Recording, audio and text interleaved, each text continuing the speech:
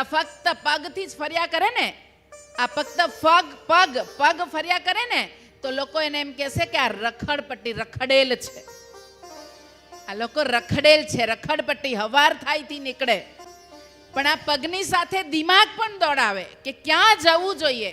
પૈસા હોય તો આપણે ઘણી બધી જગ્યાએ જાત્રા કીધું એટલે એને યાત્રા નહીં કીધું, કે જાત્રા તો ગમે તેવી થાય.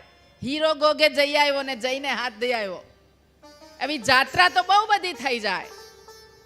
પણ દિમાગ દોડાવે કે કેવી રીતે જવું, પણ ક્યાં ટકવું, ક્યાં અટકવું, ક્યાં છટકવું, આટલું આવડી જાય ને તો જીવનમાં ક્યાંય ભટકવું ના પડે. તો એટલે પગની સાથે દિમાગ દોડાવે કે કોની સાથે જવું, તો એને પ્રવાસ કહેવાય. શું કહેવાય?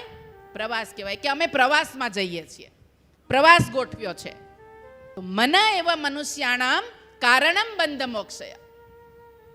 બંધન અને મોક્ષનું કારણ, સુખ અને દુઃખનું કારણ, જય અને પરાજયનું કારણ આપણું મન છે. મનથી પ્રસન્નતા છે, મનથી વિષાદ છે, અને મન જ પ્રસાદ છે. આપણે શું વિચારીએ છીએ એ ખૂબ મહત્વનું છે.